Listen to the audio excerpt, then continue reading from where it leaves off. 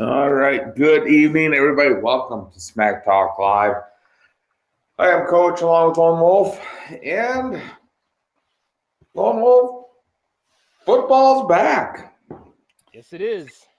There are a lot of storylines that went into last night's game. But before we get into that, let's just quick run down both the NBA and NHL. Major League Baseball, not even going to touch there. It's been pretty boring.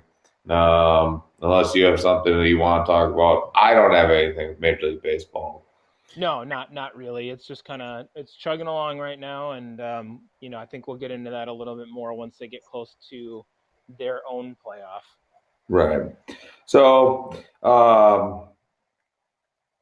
NBA, Milwaukee Bucks lose 4-1 to the Heat, and you called it. You were worried about the Heat. A couple shows ago, and yeah, you were right. Then you look at the other series. You got the Raptors in Boston in Game 7. You have the Lakers right now handling the Rockets in their series, and I'm not sure where the other series at. I haven't heard much about the other series, so. The Nuggets and the Clippers. The Clippers were up 2-1, and the Nuggets and the Clippers are playing right now, I believe. And the Nuggets were winning the last time I looked. I do not know if that is still the case, but we could check that and see real quick. I'm gonna go on a limb here and say that it is now I think the Lakers' title to lose. I really, and again, don't want to get too much into all the non-sports related stuff going on out there, but I really think that the Bucks lost focus of what the purpose of this whole thing was, and it didn't look like they really were trying too hard. So the question comes down, and I've been reading a lot of articles. What about Giannis? Right. Um, and he came out after the game and said he does not want to leave Milwaukee. So right there, that tells me that he will accept their super max extension, unless something crazy would happen. But the other thing I was reading is that the Bucks, technically, a lot of people believe they have enough assets on their roster to be able to go and trade for Chris Paul. What are your thoughts on that, Lone Wolf? Why? I mean, I like Chris Paul as a player. I think he's a great player, but isn't he really at the end of his career? I mean, he's been playing for a really long time, and no disrespect to him, but why would I want to trade away some of my prospects or some of my younger guys to bring in Chris Paul now, unless I thought that I could absolutely win the title next year by bringing him in. And my take on that is if they were to do something like that, they won't win the title next year because I don't think they'd have enough firepower to win the title if they got rid of some of the pieces that work within their system to bring in a guy like Chris Paul who I'm sure he'd be good, but I don't think it's a good move. Well, and some of the guys are talking about, trading, packaging Middleton, obviously, because Middleton would be, there's no point of keeping Middleton Sure. if you're going to bring Chris Paul. They're both point guards. And then packaging like Middleton, Lopez, another bench guy, and then like a draft pick. And that bench guy and Lopez are just to make the money work. Um, Sure. I mean, to be honest, I like Middleton, but I don't think he's ever going to be that superstar point guard. Right. Um, and I don't know. I think Paul has enough. You got to remember, Chris Paul is playing with just him now. Yeah. That Oklahoma doesn't have much there. Yeah. Um, they are in total rebuild mode. The Bucks might be able to get Paul cheaper just because I think Oklahoma City wants to get rid of that contract. Sure. Well, Uh, and to your point, then, Coach, I think if it is cheaper, and it's not going to cost them the core of their team, even if it's a player who really fits into their system well, then I'm more okay with it. I just have a hard time sometimes when people go out because they think, okay, we need another superstar, but then they mortgage a lot just to get that person in, and it might not work with what they're running offensively, defensively, or anything. And yeah, everything I read, Lone Wolf, they would not be gutting the roster. It was okay, like I said, it was like besides Middleton, it was like I said, it was a player like Brook Lopez, who sure, quality player, but really he didn't do much for him after the season got started again. no, not really. And probably some bench role players that those are guys you fill in with whatever money you have left over anyways. Yeah, Uh, and I really think if the Bucks are smart, they could actually play some hardball with Oklahoma, especially if they get if Giannis actually goes to them and says, "I'm staying." Then they can be like, "We're not in a hurry to make the move. We're not in a honestly, that's hurry." the biggest question mark for them. They have to answer. Giannis can say that right now because it's probably the nice thing or the good thing to say. But answer that question, give him the max deal, and then yeah, after that, once that uncertainty is gone, then you have a lot more freedom to do exactly what you're talking about. Yeah, and I think there's going to be some other players out there too Yeah, that could really make transform the Bucks roster. I think the Celtics might look to move on from Hayward, or not the Bucks, the Celtics. I mean, you move Right. on from Hayward. There's going to be some guys. There's going to be some really nice top level guys I think available via trade this off season. So I believe that the Bucks roster isn't going to be imploded, Right. but there's going to be there's some change there. Um, now if they would have won the title this year, I'd say been like, no, they're not going to change it much. But I think with everything the way it happened, I think I don't think Milwaukee's going to sit on their hands and say, you know what, we're good enough. I think they're going to go to Giannis and be like, what? Who are some players that are going to be available next summer or this summer or this off season? That you want to play with, and That yeah. you want to play with that'll get you to stay in Milwaukee, and we'll go out and try to make it happen. Right. I think you got to give him a little bit of say, and that's where basketball is a little different than like the NFL. You got to, do I like It it? is that No. way now. I mean, that's kind of what, when guys couldn't necessarily do that with a team, they did it. They started to do it themselves. LeBron was kind of the progenitor of that, and not that other guys didn't do that before him. He probably had the most circus around it, but um, but that's exactly right. I mean, if you have a superstar in town, you kind of kowtow to them a little bit and say, hey, if we can get another guy who would mesh well with you, who do you want to play with? Right. Yeah, It, for sure. and I don't necessarily agree with it, but that's kind Right. of the way that the NBA works. So, Yeah. um, you know, do you disagree with me at all that this is now the Lakers' title to lose? No, I don't disagree with you.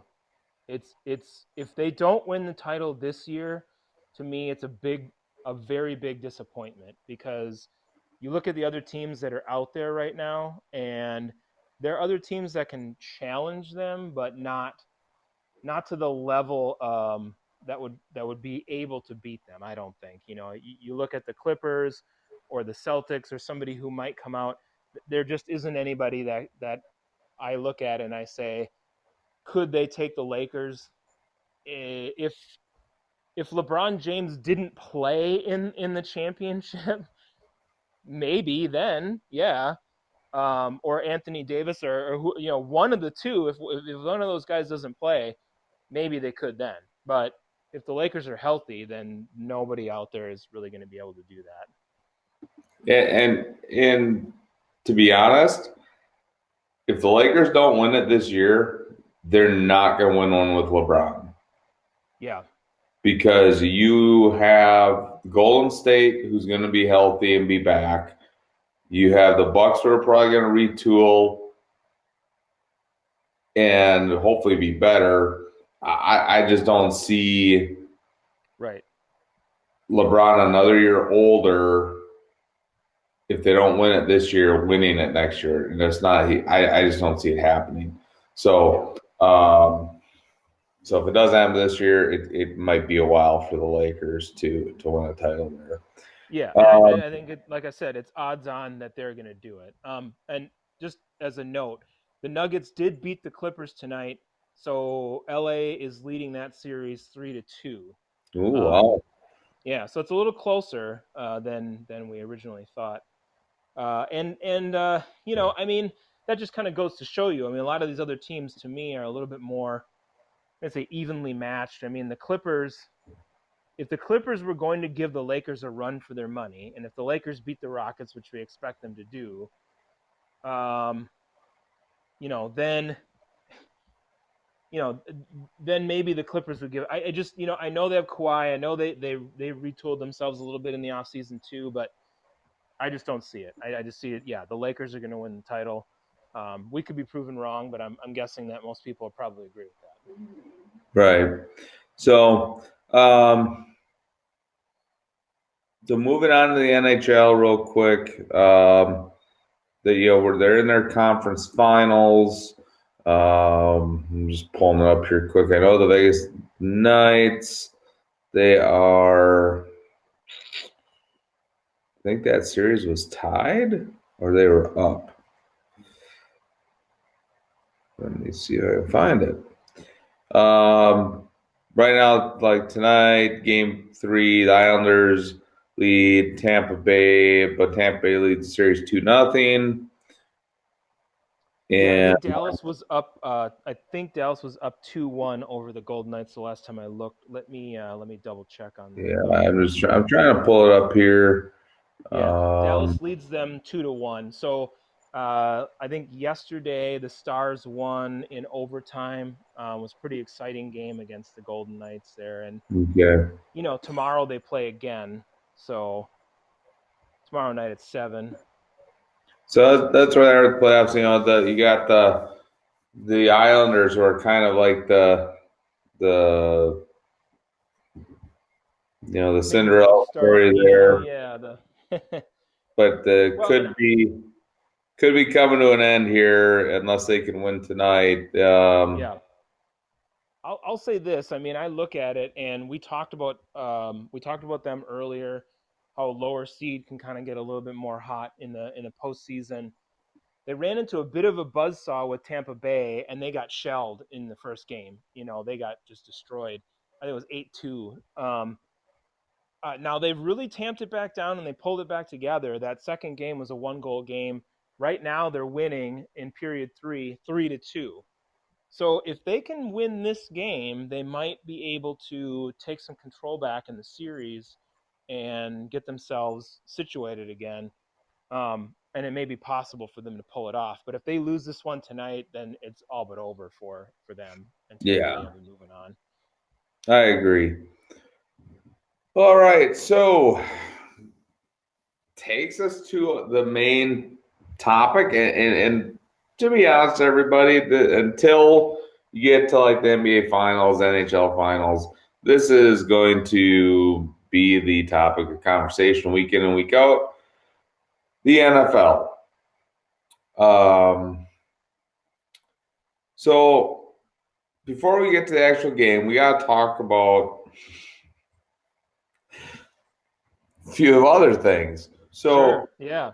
the Chiefs had approximately 16,000 fans in the stands, and that was because of their COVID restrictions, which, again, we've talked about this, is, people's choice, Right.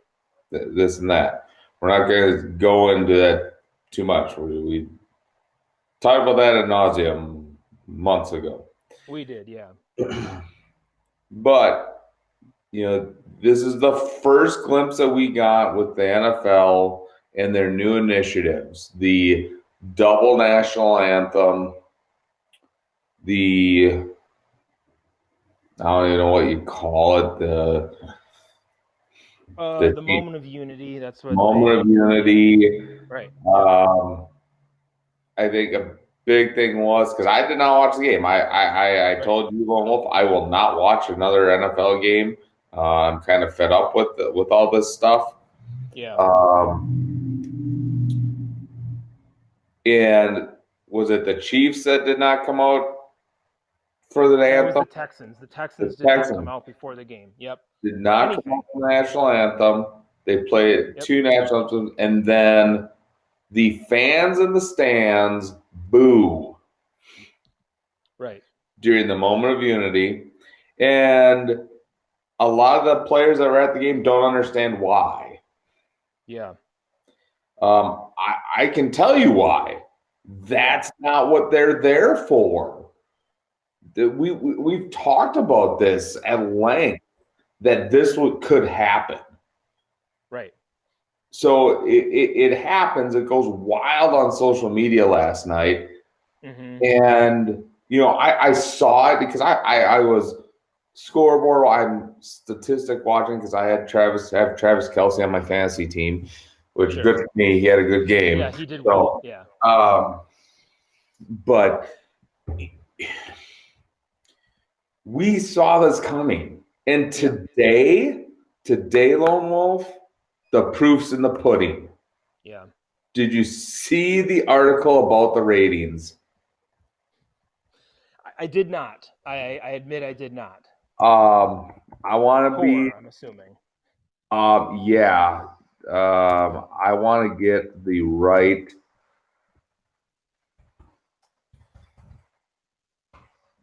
numbers here because this is staggering. This is we're talking the opening night of the NFL season. Right, which is usually completely insane. It's off the charts. Yep. Okay, so and you have the reigning Super Bowl champs. You have the best player in the league right Yep. now. Okay, And they're playing a team that was a playoff team last year. yeah, and we'll get into that. Right. I'm just all I'm saying is that you created a playoff matchup in your first game for the first game of the season. You took, you know, it wasn't two slouch teams. Let's put it that way. So, give me a percentage of what percentage you think the ratings dropped from last year? I'll say 25%. Well, it didn't drop that much. It dropped. Okay, Now I lost it again, Lone Wolf. Oh, I'm struggling it's with my okay. computer. It dropped 16% from last year's Okay. Bears Packers matchup. And both those teams were coming off of horrid seasons. 16 percentage points. Yeah, that's a lot. That is a lot. It is I mean, I said 25. Obviously, that's pretty drastic. But even then, 16% for that opening game. If you're the NFL, you have to look at that and you have to say to yourself, what does this mean and why is this happening? You really right. do. Right. You think you look at when the NBA came back, when Major League Baseball came back, their initial ratings were through the roof. Through the roof. Right. And now the Yeah. NFL goes down 16 percentage points. Yeah. I called it, Yeah. Lowell. I called it that this was gonna happen. I Right. called it that they've turned fans away. Because they are going way too in with the social justice. That's not why people tune into sports. I don't care what people say that, well, that no, that this is an entertainment business. Right. This is not a political business. This is an entertainment business. There's politics or politics. This is not politics. And if we had a politics show at Lone Wolf, I think we both would stab ourselves in the eyes because all politicians are absolutely horrible. Yeah. It's just yeah. You know what? The thing that bothers me about this is I understand why the players wanted to do their moment of unity. The issue I have is, if you don't come out for the national anthem, either one, then the statement that you're making to the people in the stands or the people that are watching you is that it's not that important to you. And if you don't think that that's important to you, then why are those people thinking that your moment of unity should be important? I mean, if you're not respecting the Right. one tradition, they shouldn't respect. Well, and they should, and all of them should be. So if it's important to them, then more than likely the respect will go both ways. So That was it, kind of the issue that I had with it. Is like, why didn't you guys just walk out for the national anthem? I mean, what are you proving by doing that? You're saying you don't believe in either one of them because they had more than one national anthem, and you didn't right. go out for either one. And what really is a kicker with it being the Texans, you have like one of the most supposed pro-American athletes in the NFL on the Texans and JJ Watt. And he's the Yeah. one who came up with this. I don't understand the booing. I mean, JJ Watt. How do you I not think he took, understand it? I mean, you know, how do you not get it? I really think has taken one too many shots to the head. Now, I'm going to really roast the NFL here. So you go in with all the social justice, the two national anthems, the moment of unity, all this stuff. You have the Texans who don't come up with the national anthem the freaking day before the anniversary of 9/11. Right. Was no mention of the 9/11. None. Right. What a slap in the face by the NFL to the entire country by totally dismissing 9/11. You see all the memes. No, never forget, never forget. The NFL, even the NFL has now forgotten. Shame on you, NFL. Shame on you, Roger Goodell. Because I'm sure I'm not the only one who's noticed this.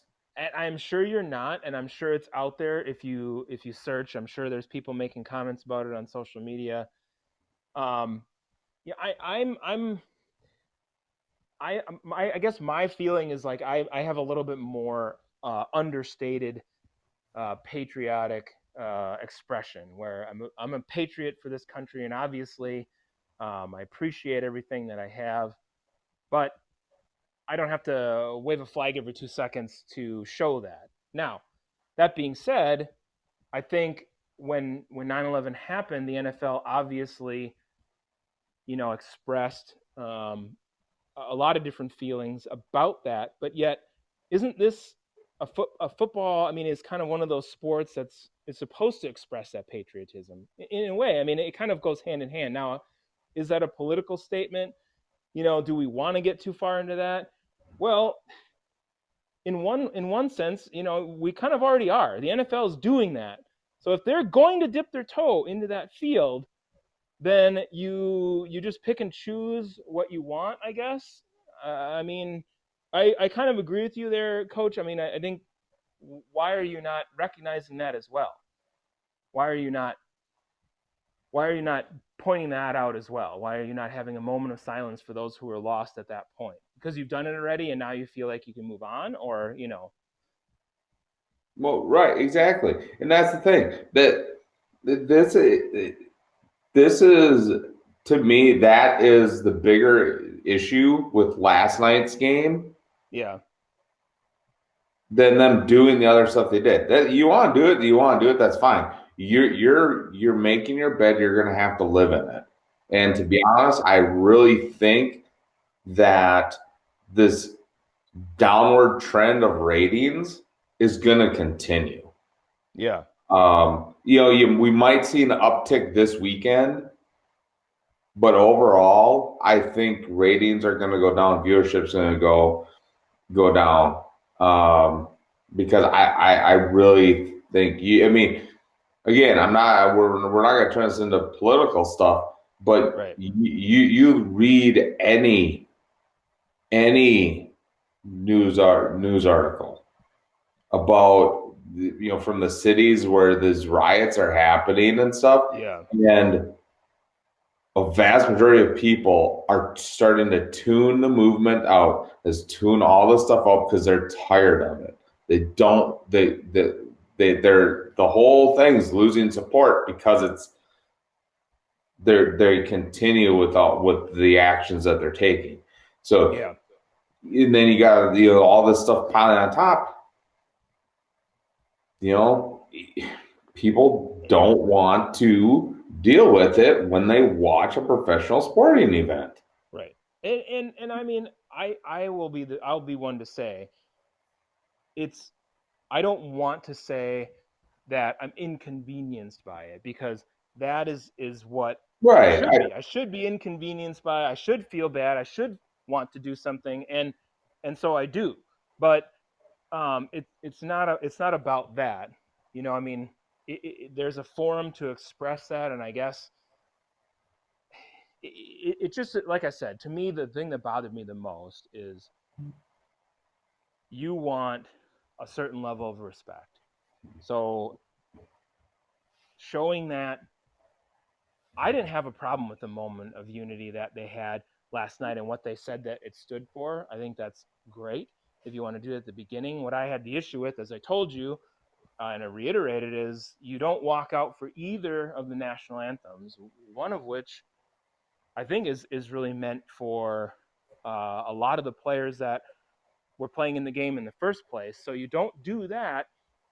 If you want people to support you, you have to show them that you support them in a certain way. And so I think you lose fans by doing those sorts of things, and you should. And then to me, when you say, I can't understand that, how do you not understand that? How do you not see that? Right. I mean, that in and of itself is the problem. Yeah. So So, I don't know. I think the NFL has some major hurdles to overcome here to try to win fans back. I didn't watch the game.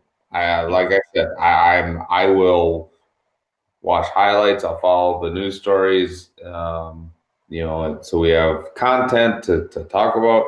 But I will not give my support to the NFL in the current format. Watching the game, and again, this has been widely reported that players are going to have names of victims on their helmets. yeah. Did they have that last night, Lone Wolf? I didn't really see that, and maybe I wasn't focusing on that, but I didn't really notice that. The thing I noticed were the masks that people were wearing and some other things that were going on at the game and the fans.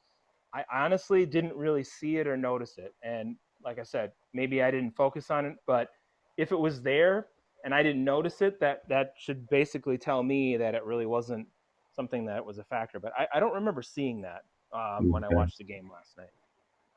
All right, so we'll get off of that. Let's move to something funny in the game, and Okay. and, and I guess it's funny to me, might not be funny to others.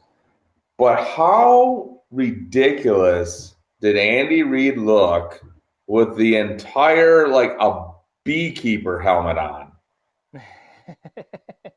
I get it. I understand COVID. He's older. But wear a mask, man. He only wore a mask at the end of the game when he walked out to shake Bill O'Brien's hand or whatever. He didn't wear one until the Right. very end. And yeah, he had the whole face shield going Yeah, on the whole time. and It it was was raining and it fogging started up on fogging up, so he him. had to move it. And yeah, Like, what? it was kind of funny actually. I mean, I say Right, that it was exactly.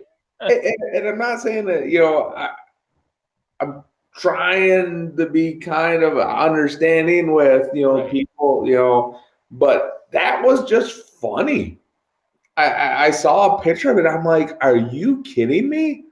I would not be caught dead wearing something like that.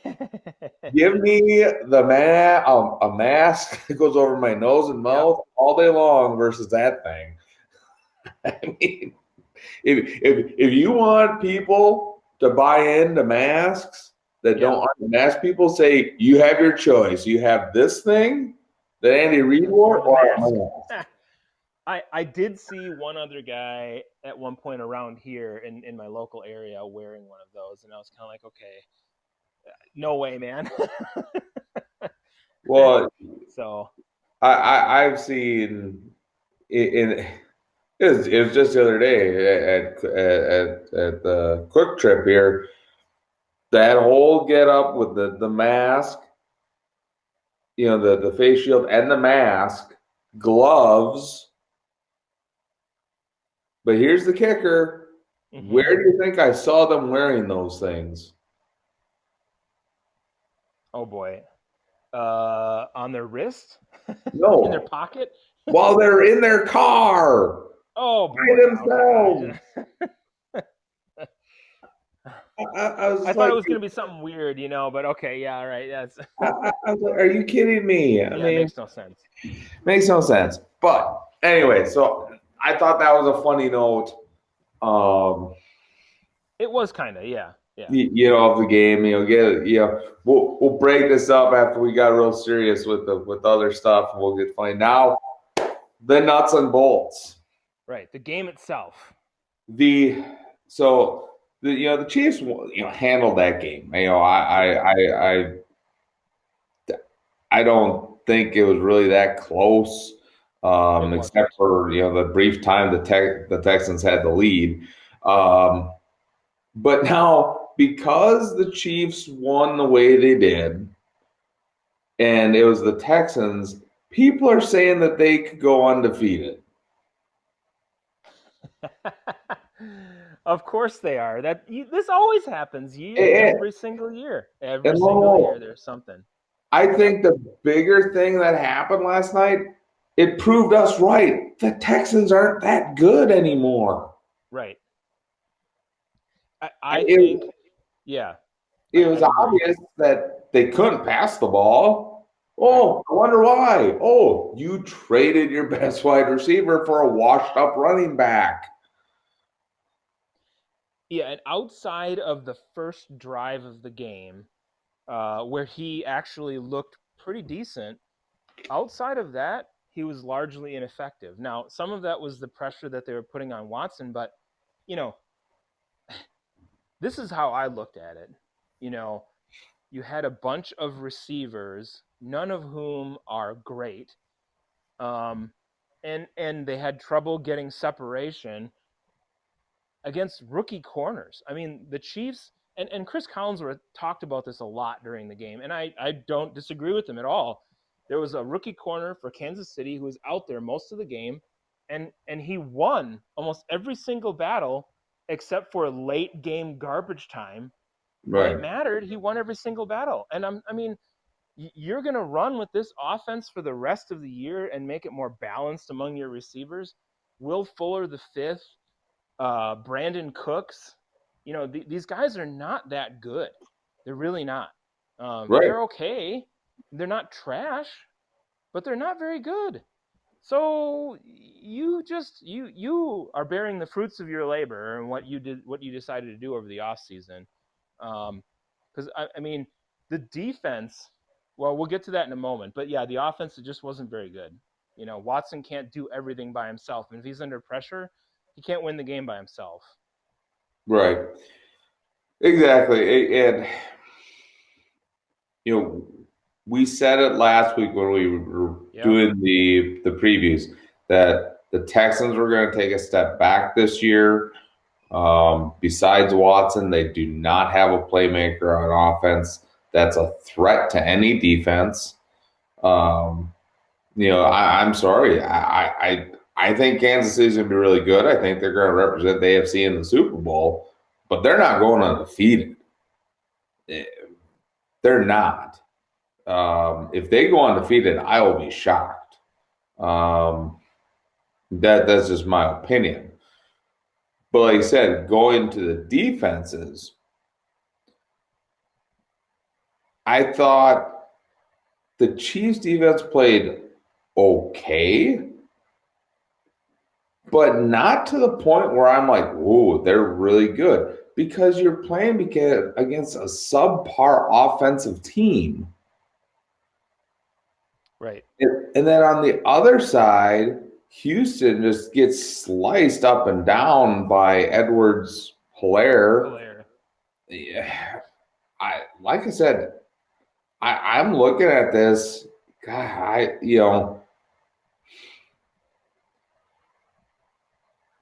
the only reason I don't think Houston's going to be dead last in that division is because they have the Jaguars in their division. I mean, that's really what it is. Yeah. I mean, if that was any other team, I'd say Houston, you're dead last in that division this year. Bill O'Brien, you're going to be fired because Well, you've been in he the yeah hot better seat for the be. last 3 years. Yeah. Um, you I know, will say this about Houston's defense. I thought that the defensive coordinator Anthony Weaver did a really good job of using what he had as best as he possibly could. Because you looked at what the Chiefs had to do in order to score. Most of the time, they didn't have a lot of big plays. And yes, Edwards Hilaire had a big game, and he did slice and dice him a lot.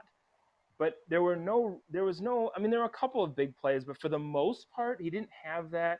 The Chiefs had a 16 play, 91-yard drive in the game at one point. So that tells me they just, they had to drive the entire length of the field and grind it out, which they can do.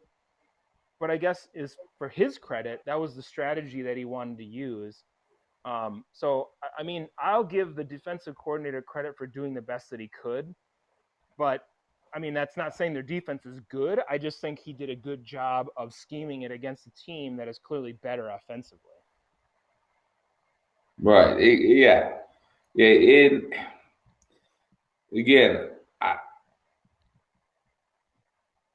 I just I don't know. I just don't think Houston's very good. No, Um, and yes, basically the Chiefs won 34 to 13. Um, that last touchdown didn't really matter. no, Uh, it didn't. it was more of a feel good type of a touchdown.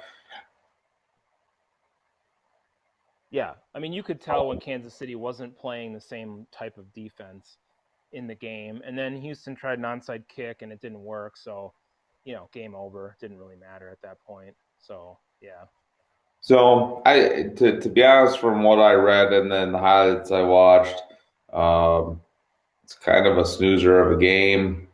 Um, to start out the yeah, season with.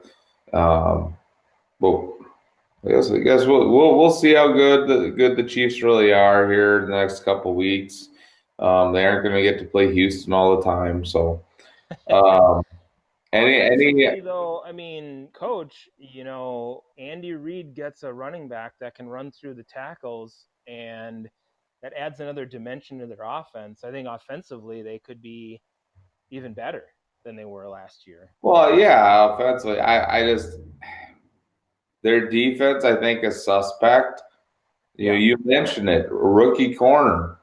Well, the right. only reason that rookie corner didn't get sliced apart is because they have I probably would have had a better chance of getting off of coverage than some of the guys that the Houston Texans were throwing out there. I mean, it, come on. Brandon Cooks is not the Brandon Cooks that he was when he was with the Rams. No, And, you know, or the Saints or any other team that he was with, the Patriots, or I mean, he's right, been with so many different teams. I don't know, right. just And there's a reason people keep trading them right. because He's not very there's good. something there. Right. Um, now I'll tell you right now, if the Texans would have had Hopkins last night, not saying that they would have beat Kansas City, but it would have been a lot closer game. Yeah, it's a different game. It's definitely a different game So because he matching up on any of those corners and not, I mean, they would have taken advantage of that matchup, and Hopkins is beating that rookie. He right, just is. exactly, He just is. exactly. So again, I'm going to pump the brakes on the Chiefs going undefeated, winning the Super Bowl. Yeah, they're not going to. I'm going to pump the brakes on that because I think there's some pretty good teams in the AFC that might have a say in that. Right. And you never know what if Mahomes gets dinged up. Kansas City's in a world of hurt. Yes. So, Yeah. I mean, let's just be honest there. So, Right. anything else with last night's season opener? No, I think we covered just about everything I wanted to go over on that one. All right. So I think because we do have to kind of get back to our 1 hour long shows here. We've been going way, way over Yes, we here. have. Yeah. Um, which don't get me wrong, everybody. I love talking sports, but got to have a There's normal life there's here space too. and time that we have. Yeah. Oh, so I just want to quick go through this weekend's schedule, and if we have time, we can. I'm assuming you're in at least one fantasy league, Lone Wolf. Yeah. We can maybe compare our rosters if we have time at the end here. So we'll just go right down the list here. Seattle at Atlanta. Um, this is one of those games we both really like Seattle. Right. Um, and we think Atlanta's got kind of in the catch-22 where they're good, but there isn't a really good division. So Right. um, I think That and I Seattle. don't think. I mean, their defense is pretty. I'd say kind of suspect. So Right. I like Seattle in that game. I don't know about you. yeah, I agree. Yeah. All right. Next, the Jets at the Bills. I don't think this is much of a game here. Um, No. I think I think it's Adam Bills all Gase the way. starting his farewell tour in Buffalo. You mean in New York? So, um, so we both like the Bills there.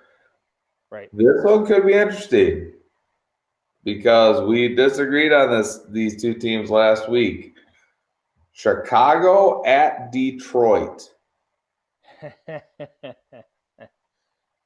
Yes, we did. I'll say this. I see this as a Lions win, though. I will agree on this because I'm pretty sure that's the route you're going to go. Yep. But it's an away game, and that's kind of why I'm giving the Lions the benefit of the doubt, being the home team. I don't know if it'll matter much. To me, this game is going to be a stinker, no matter Well, how you slice yeah, it or dice it. we know So that. yeah, yeah. That But this, yeah, I think the Lions win. I think the Lions win this one. yeah, and a little concerning with the Lions. They thought they had their running back situation figured out. They had some injuries. They go and sign Adrian Peterson, um, but the Yeah. kicker here is, and the reason I like Detroit is because Chicago is starting Mitch Trubisky. It's like they're trying to salvage Trubisky so they don't lose total face that they drafted up to get this guy and pass They on. moved up to draft him. Right. You moved up to get him when you could have just stayed where you were and got him, or stay where you were. Somebody else drafts Yeah. Trubisky and take Pat Mahomes. Right. So Or worst case scenario, somehow you don't get Mahomes and you don't get Trubisky. You take Deshaun Watson, who was yeah, also in the same draft, I by the way. mean, Trubisky by far has been the worst quarterback out of those three. Right. Yeah. By Hands down, no question. I mean, you could have done so much better, and here you are. And yeah, that's the worst mistake I think GMs can make is they sit there and they'll say, oh well, we just really want this to work, and here's why. And oh, this person's making these strides and blah blah. Don't make excuses. If you make a mistake, you make a mistake. You cut the guy. That's why, like, this is just for us and for those who may listen who are Packer fans. Mike Sherman was not a very good GM. He drafted a punter really high and he couldn't admit his mistake and he let the guy sit around for so long. As a GM, if you can't admit your mistakes and move on, man, you're going to be in a world of hurt. And that's what I think they're at right now is they can't admit their mistake with Trubisky. They bring in another quarterback and then they don't start him. yeah, Like, you brought the guy in and you probably were thinking he'd be a starter, and then you named the guy who it's just a bad situation. I don't, from a personal standpoint, I don't feel bad because I don't like Chicago because I've right. hated them my whole life. But to be fair to the Chicago fans, in a small way, I do feel bad for the situation that you're going through because it's really not fair that your GM is doing that to you. Well, it's amazing to me though, Lone Wolf, that the GM's been able to stay there as long as he has. Yeah. Not many GMs survive two, three different head coaches. Right. That doesn't happen. So he must have dirt on somebody somewhere because holy He's got cow! something on the owner, right? Yeah. I mean, hey, and you know my feeling on drafting quarterbacks.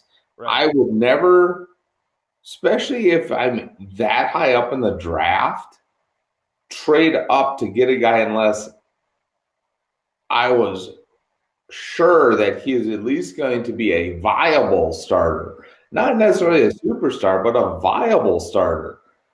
Trubisky had 1 year of college football under his belt. Right. How can you sit there and roll the dice on that? I Yeah, just don't get it. But right. I anyway, don't either. so we're both going to take Detroit. We're going to skip over Green Bay, Minnesota because we're going to end with that one. Sure. Miami at New England. Interesting game to begin the year on. Um, I agree. because I said it multiple times. I like Bill Belichick, but I just think the Patriots are gonna be bad. I'm talking like top five draft pick bad next year. Um, and How the I mighty have fallen, right? and I like the moves that the Dolphins made in the offseason. I'm gonna pick Miami with the win at New England. Well, this should be no surprise to anybody who's listened to this show or you, coach. But I'm going Miami because they got my man, Brian Flores, who should have been the coach of the year. But I agree with your thought process. The Patriots are going to be bad. They are not going to be as good. People still think, oh, this person's a savior, that person's a savior. We'll just replace it. You have to remember, it wasn't just Tom Brady. It wasn't like he was the only one they lost in the offseason. And I don't think that they drafted to the point where it's a plug and play. Does Bill Belichick have a plan? Yeah, I'm sure he does. And I don't think they're going to be as atrocious as that, but they're not going to be that good.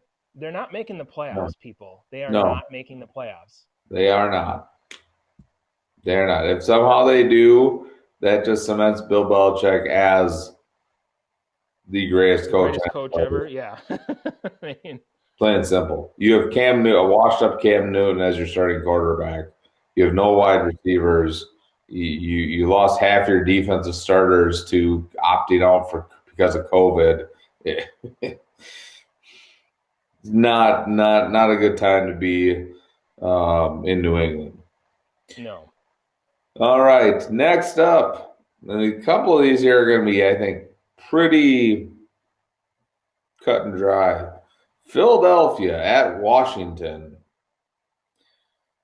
Do we have to go through this one, Lone Wolf?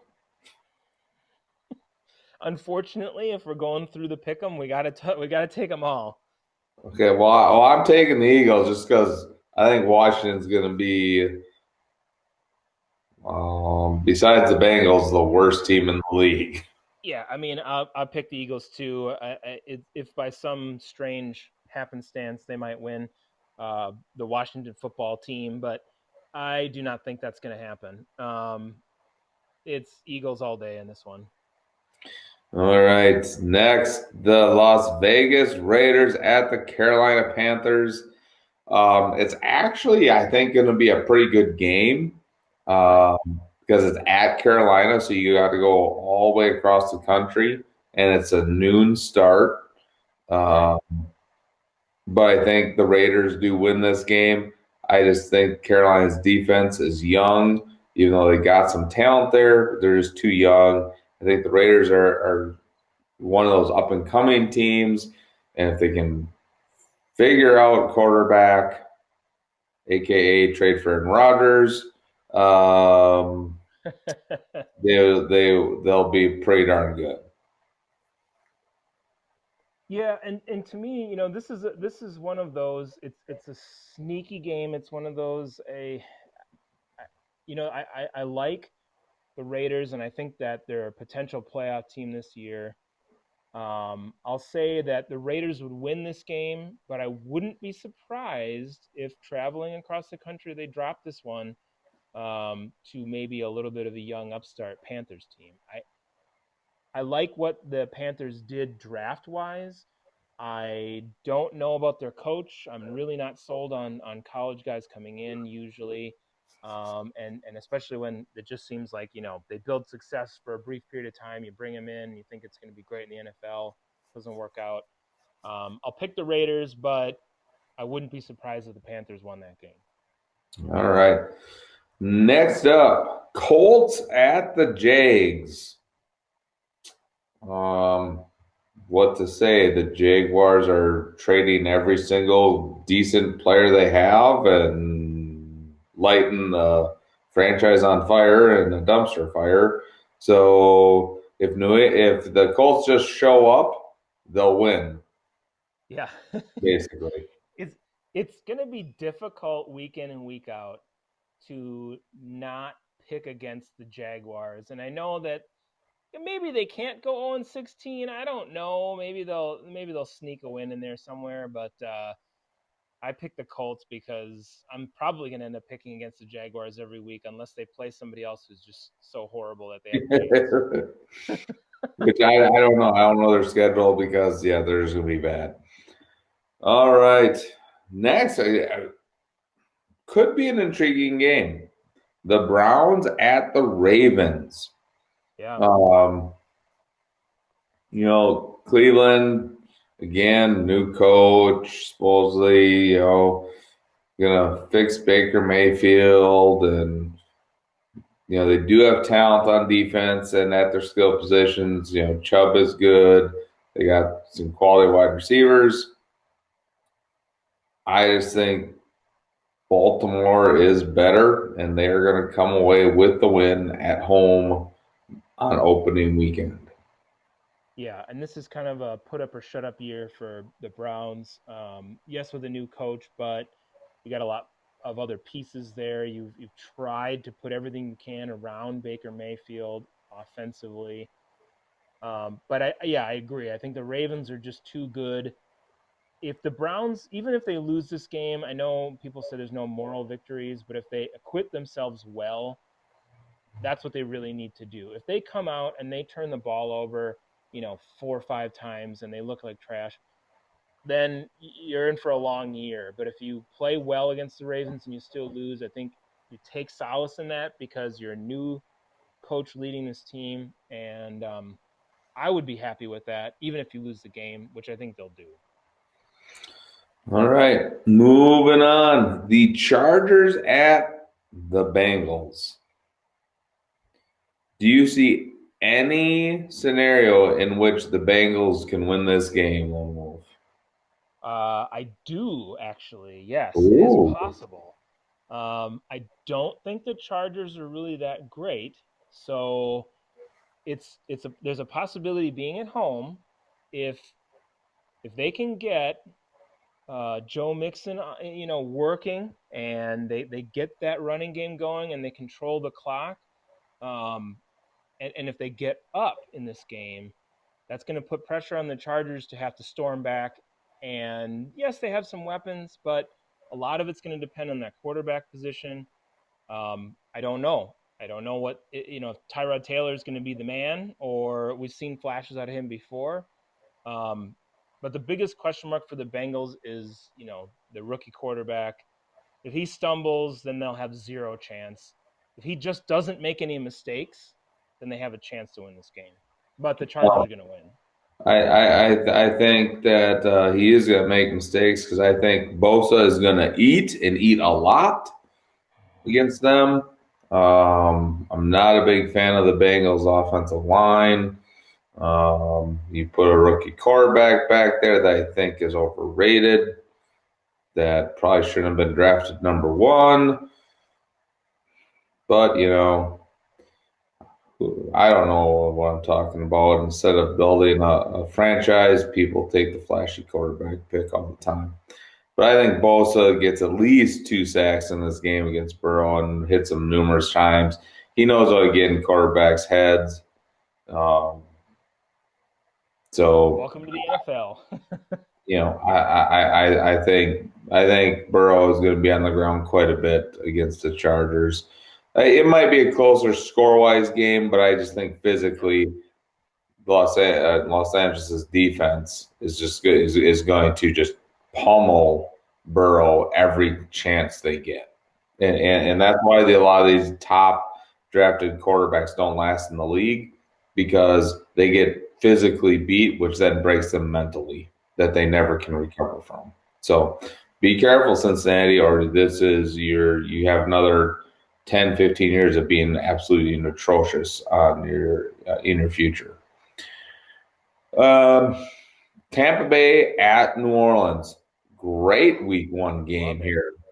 This could potentially be a tiebreak game later on the year if everything pans out the way a Right. lot of us are thinking it will. You have Tampa Bay with Tom Brady, Rob Gronkowski, and all those offensive weapons against New Orleans with Drew Brees, Alvin Kamara, Michael Thomas, and all those offensive weapons. This is gonna be firework city, I think. But I think the Saints will win in a shootout because it is at New Orleans.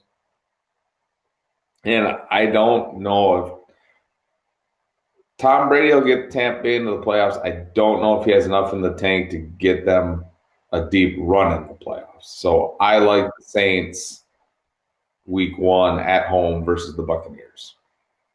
Yeah, and I'm in the same boat partially because and I don't know if you saw this or not, but the Mike Evans had an injury.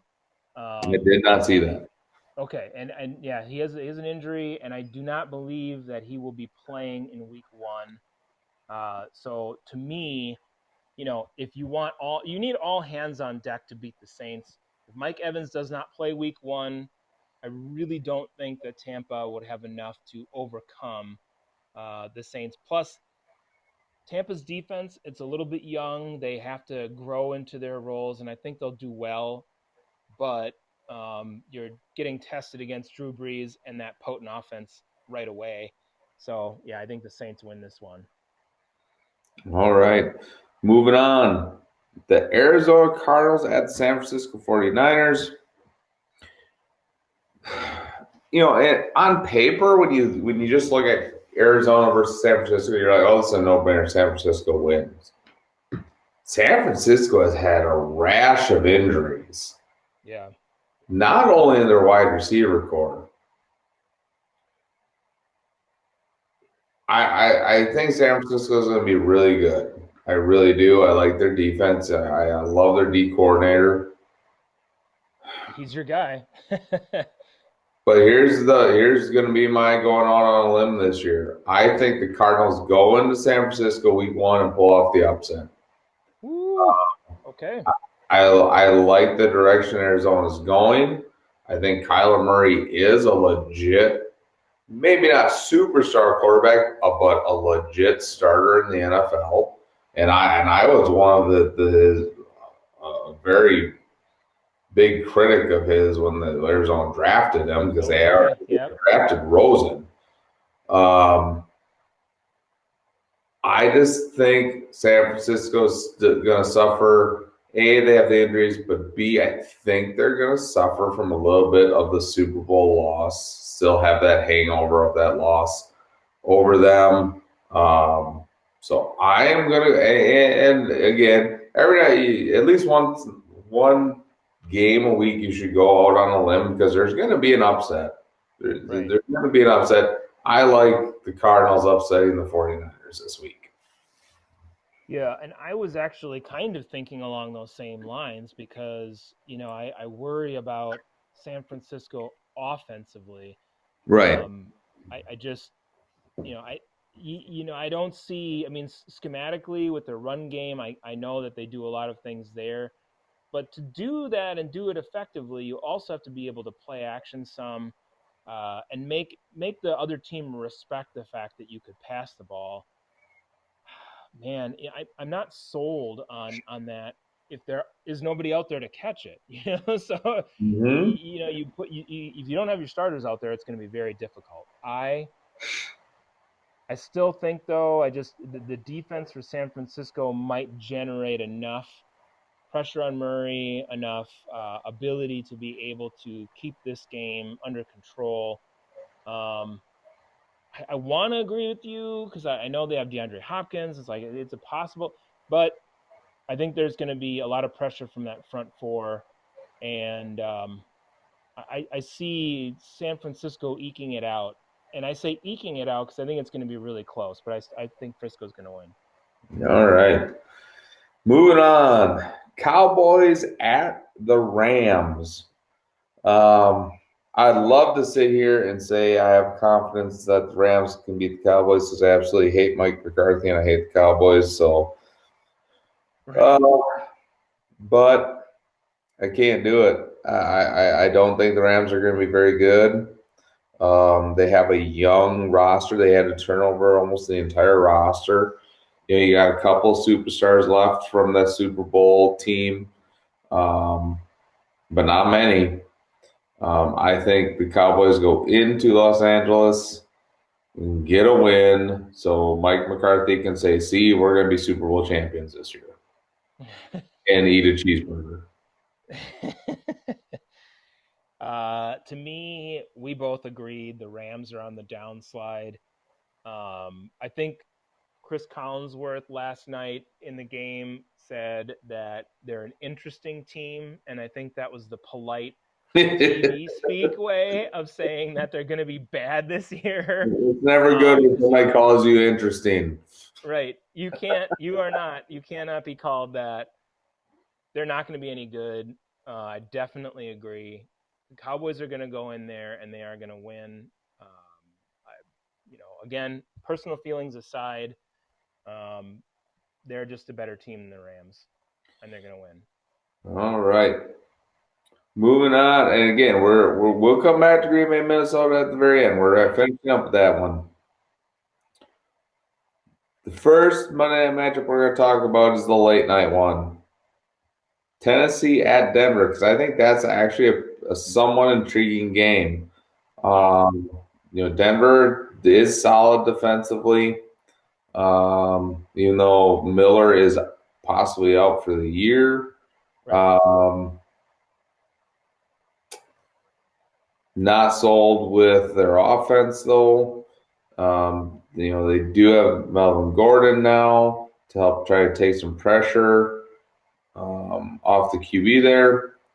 But I think Tennessee has those road graders up front with Derrick Henry, and then if you try to pack the box, I think Tannehill is good enough to play action pass and do just enough in the passing game that Tennessee's going to come out with a win in Denver to end week one.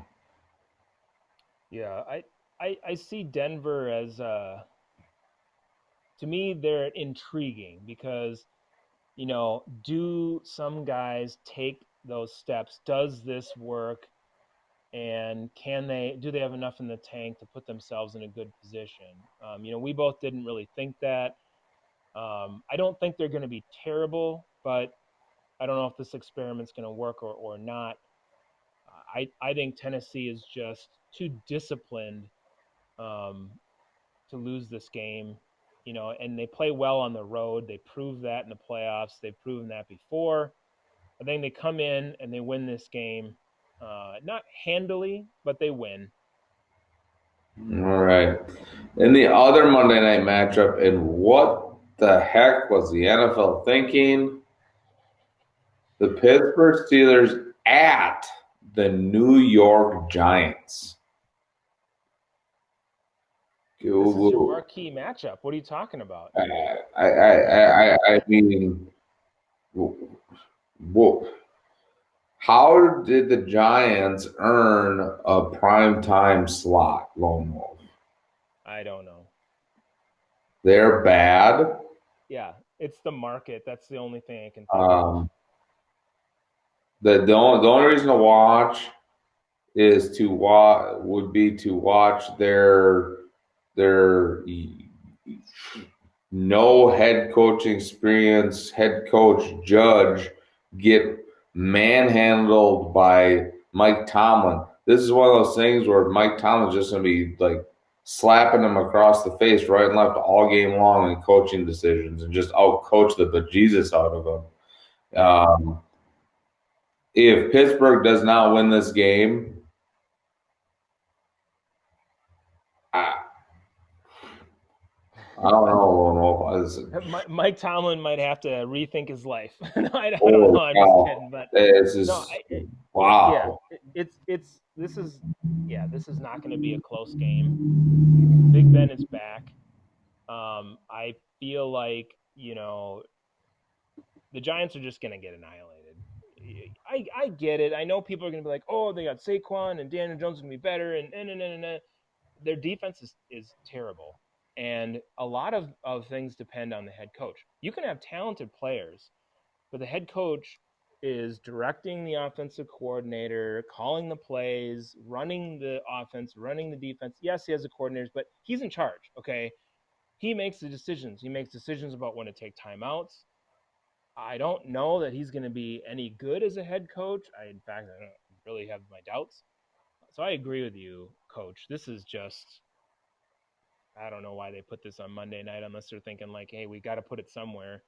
Put it at noon, put it at 3, I don't know, put it at something, but it's not going to be a good game all the way around. Unless you're a Steelers fan, then maybe you Right. like it. Right, exactly. That Pittsburgh's going to be loving that game. So, um, we'll see. We'll see what happens there. All right, moving on Honestly, to the final game, and of course, it is the most consequential for our means. That is the Green Bay Packers at the Minnesota Vikings, which, to be honest, um, is a great Week One matchup. It's yeah, probably the top two teams in the NFC North. Um, depending who you talk to, they like the Vikings, and then right. you go talk to somebody else, they like the Packers to win the division. Um, I look at it this way: it really is going to come down to the Packers wide receiving core versus Mm-hmm. the revamped secondary of the Vikings. Right. Um, and I know people are gonna be like, "Oh, they got I don't even know how to say the name. What's his name from the Jaguars? Um, Oh yeah, yeah, yeah. to be a pass rusher." Yannick Ngwe. Yeah, I can't. So, I apologize to him for mispronouncing his name or not getting it correct, but I so get it. you sit there and you can say that. So basically, what Minnesota is doing is they're trying to create pass rush to cover up a Supremely deficient secondary. yeah deficient secondary, which great against Baker Mayfield, Mitch Trubisky, those types of quarterbacks. Don't think it's going to work as well versus Aaron Rodgers. Yeah. Um, I do like watching some of the highlights from camp, how much more energized Rodgers was this year than last year.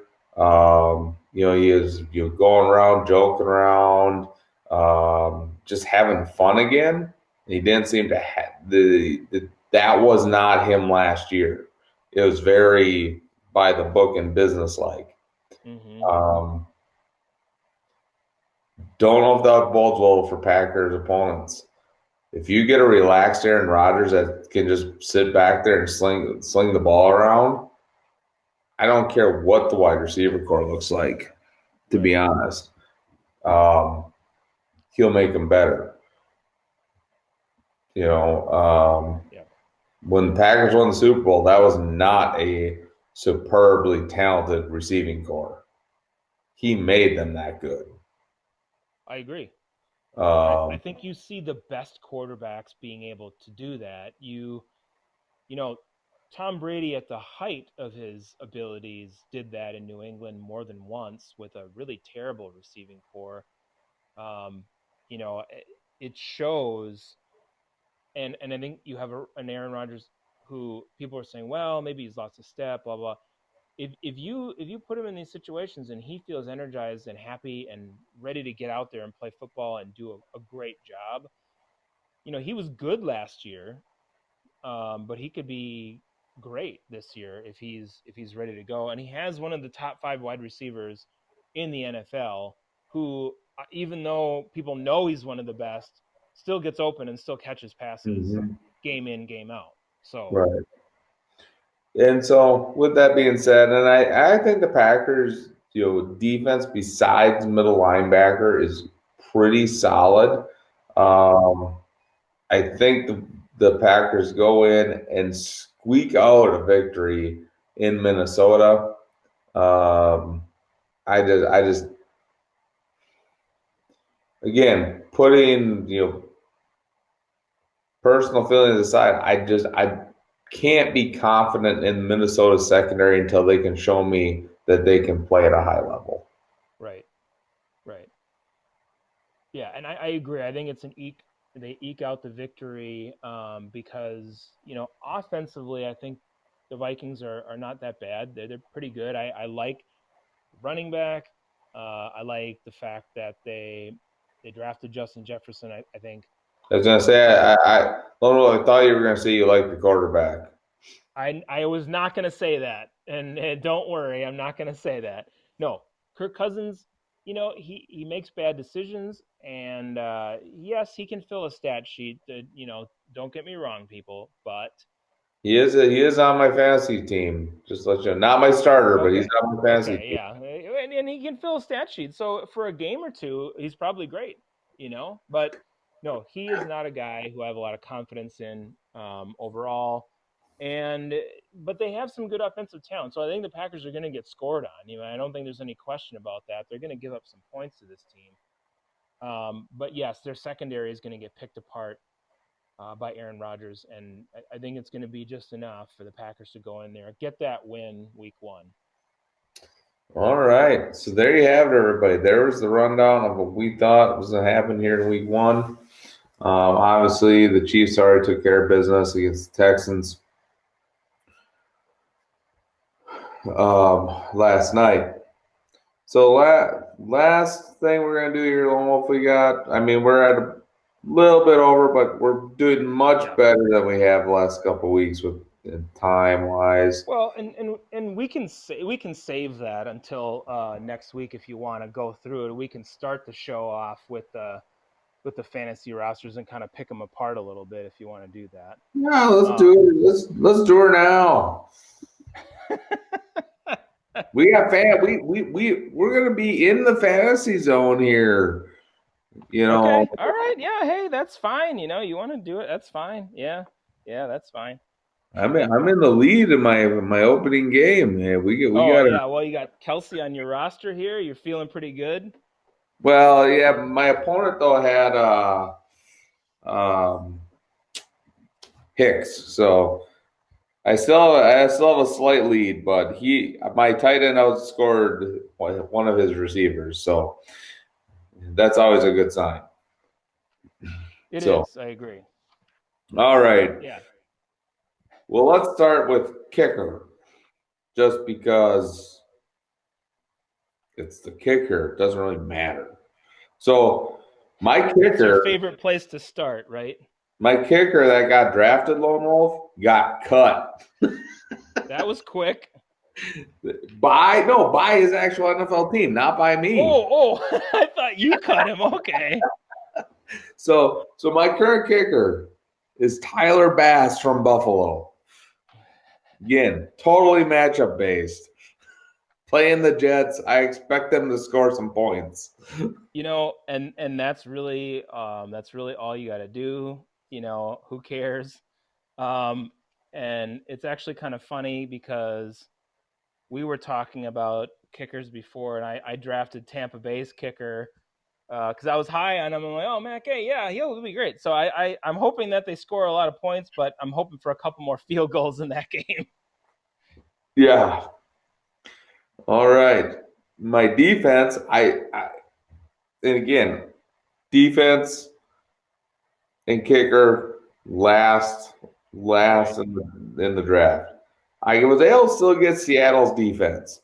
And I think they're going to be they're underrated. Yeah. I think they're gonna have a decent year. Beside, you look at the offenses in their division. Right. Who you can't say, oh, they have San Francisco. Yeah, San Francisco's defense. They don't have to play their defense. They have to play San Francisco's offense, Right. which I don't think is going to be very good. And week 1, they're No, at I Atlanta. agree. So I was pretty happy with that one. That pickup late in the draft. Yeah, and I actually was able to snag Buffalo's defense. Ooh, So wow. I feel pretty good about them. There are some other defenses out there, but I wasn't going to jump at San Francisco or somebody else, that people were kind of jumping at earlier. But Buffalo kind of snuck through the cracks a little bit, and I feel good because in their division, I don't. There's not a lot of teams that have amazing offenses, you know. Right. So it doesn't totally scare me. I think I landed well with Buffalo. All right. Flex position. Right now at my flex position, I have Stefan Diggs from Buffalo, which is a little concerning because he's been banged up. But if he's when he's healthy, he could take Buffalo's offense to the next level. And again, they're playing the Jets week one. I'm kind of pretty ecstatic with that matchup. Well, and I think you should be. I mean, that's he has the possibility to kind of really pull it off um, in that spot. So I think you're in a good situation by having him there. Um, I thought we were going to go tight ends next, so I was licking my chops at the tight end position, and I'm like, I did pretty good at tight end, but that's okay. My flex position is I'd say I got kind of lucky in this regard, but well, not so much lucky. I don't know. We'll see how it pans out. It kind of depends on this quarterback, and it's going to be tough. But I have Jarvis Landry there. Hmm. Uh, I'm not sold on the Browns. I'm just like, but he's been pretty steady. So I'm hoping as a flex it works out. Right. All right. Tight ends. Um, my starting tight end, I've already said, is Travis Kelsey. I'm ecstatic. I got him, I think, in the third round. Um, Made a bunch of people really upset with me when I Yeah. drafted him where I did. They're trying to convince me, oh, he'll be there in the fourth round, and I knew better and snagged him when all the running backs I wanted were gone. It was time to take Mr. Kelsey, and he paid off here at least week one with 17 points in my league. And he's going to continue to pay off. I don't think there's any question there. I did wait a little bit. Not that I took a big flyer, but I waited a little bit longer to get my tight end. I was kind of thinking, okay, I think this guy has the potential to be one of those top three, like we talked about. And I got Darren Waller from the Raiders. Mm. Yeah, that's a good pickup, especially if you were able to wait for him. Yeah, and I did. I didn't have to get him early on. Like you snagging Kelsey when you did, definitely a good move. He's totally worth that kind of pick. I got to wait I think it was the fifth round. I'd have to look back, but I think it was the fifth round, and I got Darren Waller. So I feel pretty good about that. All right. Wide receiver two. Kind of took a little bit of a flyer on him because it's really going to depend on how good I think the team is. But he has all the potential, and he's teamed up who I believe will be a Hall of Fame receiver on the other side of him, and that I got Calvin Ridley from Atlanta as my wide receiver two. Yeah, and that's a good one. I think. Um, yeah, it depends. I mean, how their offense. Well, and they're going to need to score a lot of points, Right. so they're going to get a lot of chances, and they're going to throw the ball a lot. My wide receiver two, and I kind of went a little bit out of on a limb here, but I think he's going to be the guy, and that's DK Metcalf from Mm, Seattle. yeah. I think he's going to ascend and maybe surpass Tyler Lockett, and that was my feeling. So I felt pretty good about that and landing him. All right. Wide receiver one. I think I got him in the I want to say fourth round. No, it could have been maybe fourth round. Um, Wow. Okay. one of those guys. I'm not a fan of the team, but you can't debate with his production. He has a stat machine as a quarterback, even though his quarterback is a flake as a leader. But that is Adam Thielen of the Vikings. Wow. That's your wide receiver one, huh? Adam Yeah. Thielen. Okay. All right. That's interesting. That's interesting. Okay. I tend to put a little bit more of a premium on wide receivers. Not that it's a flyer necessarily on the guy I had with Metcalf and Landry, but I went to the well early because I wanted my guy, and I have Devontae Adams as my wide receiver one. So And really, you got to look at too the structure of your league is. We are a traditional scoring league. We are not a PPR league. okay, So yeah, it's all that about is it's yeah. all about it's all about yards and touchdowns. Uh, Okay. Okay. so And that makes perfect sense too then. Yeah. Yeah. that's why you in my league you want to make sure you got quarterback and running back because those score the most points in our league. Sure. Um, Sure. And ours is a PPR. This league is a PPR, so that's why I wanted to do it that way. That's more of my preference anyway. But so I suppose for you, I mean, a guy like Derrick Henry would hold a lot of value. As far as running backs are concerned, I would but think. I think I scored pretty well with the running back. I took him with my first pick, but we'll talk about that in a couple. Okay. My RB2, this is the one position where I am kind of very concerned with.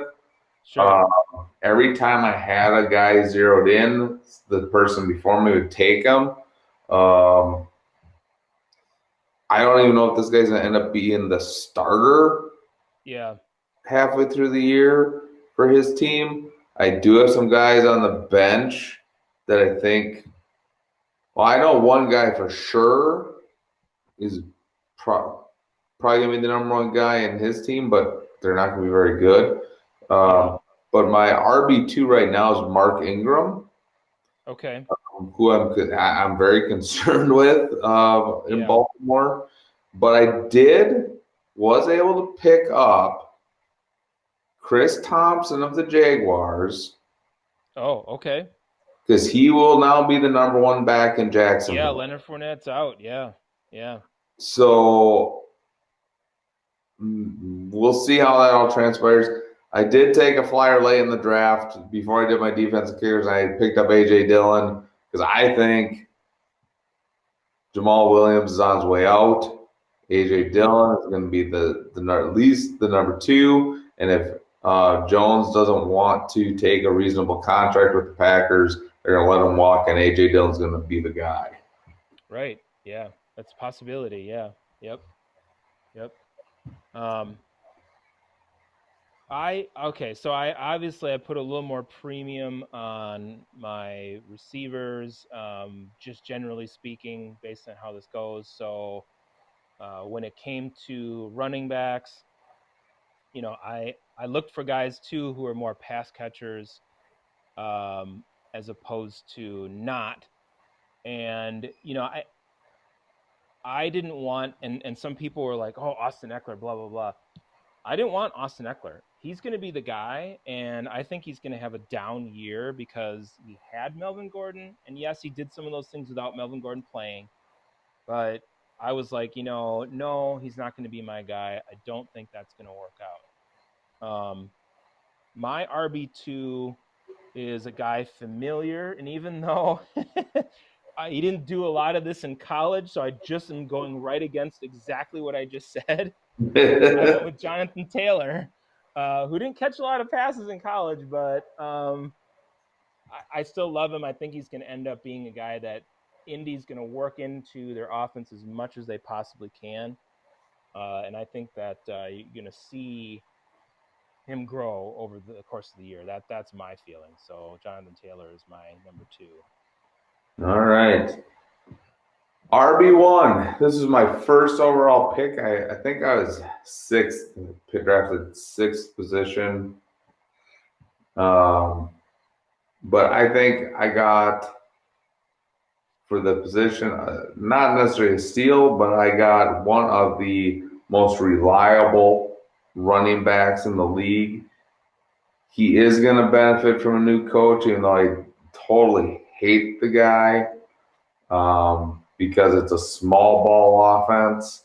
It is more of just get those short yardage. It's not doesn't really stretch the field much, so that bodes well for getting this guy a lot of carries and touches, and that is Ezekiel Elliott Oh, okay. All as right. my RB1. Yep. That's a good RB1. It's a really good one, especially for the league that you have. So like I said, I tend to target guys if it's a PPR league that are not necessarily the workhorse, don't catch the ball out of the backfield kind of guys. And I went with a guy who I think is going to have a really good year, who was a little bit lower on the list, but to me, he could end up being a top 5 fantasy back, especially in a PPR league. And that's Miles Sanders from the Eagles. Yeah, Doesn't have a lot of competition there for touches, and I think he's going to get a lot of work in both the running and the passing game. So he's yeah. my I RB1. I attempted to get Sanders later in the draft for my RB2, but didn't work out. Yeah. So takes us to our final position, quarterback. Now, obviously, Mahomes went right away, and then Yeah. there's not another quarterback taken for a while. But then all of a sudden, we had a run on quarterbacks, and I knew I needed to take a guy, and I took a quarterback earlier than I wanted to, but I had to if I wanted to get a top tier quarterback. Right. And the reason I took this guy is that if you go past the last, I think it's 4 or 5 years, leads the NFL in total touchdown passes. I think their offense is going to be explosive this year. You have one of the guys that he's going to be throwing to, and that is Russell Wilson of the Yeah. Seattle Yeah. Seahawks. The guy just puts up stats and wins. Yeah. And it's ironic that you say that because the way it ended up working out in our league is, yeah, Mahomes, he went really early, not surprising, and then obviously Lamar Jackson was the next quarterback that was taken. But that kind of opened the door a little bit. I mean, I went receiver early. I wanted Devontae Adams. I wanted a top flight guy. But I was also able to snag my boy, your boy now, Russell Wilson. Um, I got lucky on the turnaround in the second round, and I was able to get Russell Wilson. So I didn't want to wait too long either. I just feel like, yeah, the guy's a stat machine, and he's in the prime of his career. He's gonna have a really good year. So yeah, we'll both be cheering for Russell this year. That's right. And then I do have, on my bench just a couple of matchups. I do have Preston Williams from Miami, who, I got to look at tomorrow. I may put in there over Mark Ingram. Um, Yeah, then I have Robbie Anderson on my bench from sure. Carolina. So we'll see. We'll see. But those are our starting Those are our lineup starters. Yep. Yep. for fantasy football. We'll see how we do in our respective leagues. Um, here moving forward. Um, if I anything is, feel good about my lineup. I don't know. You feel pretty good about yours overall, I feel generally a lot, speaking. I feel a lot better this year about my lineup Yeah. than last year. I will tell you that. Yeah. Uh, Last year, my roster was pathetic. That's all I gotta say. It was pathetic. Yeah. Uh, I think I won 3 games all last year. So That's not good. That is no, not good. And I it was was not. actually out of it for last year, so I didn't do anything. So just took a little break. So, but all right. Anything else we need to address here, Lone Wolf? No, I think we're good, and we've got all the sports back. We can talk sports, and we'll be good to go next week, talking some more sports, more playoff sports. Looking forward to Stanley Cup final, getting closer to the NBA finals. There's a lot. There'll be a lot to talk about. NFL Week 2, quite a bit. Yeah, and it'll be interesting. What thing we'll be watching too is that we'll continue to watch kind of how the ratings go for the NFL to see if people just weren't interested in last night's game, or if this is actually a trend now that is starting. Um, the one headline that I have yet to see anything about is still Tyler Eifert wearing the name of the slain police chief on his helmet instead of a victim. So that'll be interesting to see if there's any development there. How the NFL goes with that, yeah. Again, you'd like to think there's some smart people at NFL headquarters and realize, you know what, is it that big of a deal if one person's doing it and just let it be, especially when they see how bad the ratings are. Because I think if they come out and say, no, you can't put his name on your helmet, those ratings are going to be around the 25% that you had thought at the beginning of the show. I could see them dropping considerably, because I think what you're telling people is, you can put what you want on your helmet. Oh, except no, now you can't, or would you have to do what we tell you? Right, So exactly. you want freedom of expression, but not. Right. So those are some interesting things we'll watch. Obviously, NBA playoffs. By the time our next show comes around, we should have conference finals well underway. Because there should be at least a game or two in, at least on the Eastern side. I don't know, but it'll all depend on the Clippers Nuggets series for the West. But like you said, our plates are full with actual sports, and we are excited to finally be focusing on that instead of all the other hubbub that has been brought into the world of sports recently. So we'll definitely be focusing more on just the actual sports themselves. So anything else before we sign off for the day? Nope, I think that covers it. We are all good. All right. Again, thank you everybody for listening. If you're listening to us live, thank you very much. If you listen to us here on Podbean or on YouTube, thank you very much. Again, enjoy opening weekend of the NFL, whether you watch it or not. Be safe, and we will talk to you next week. Have a good night.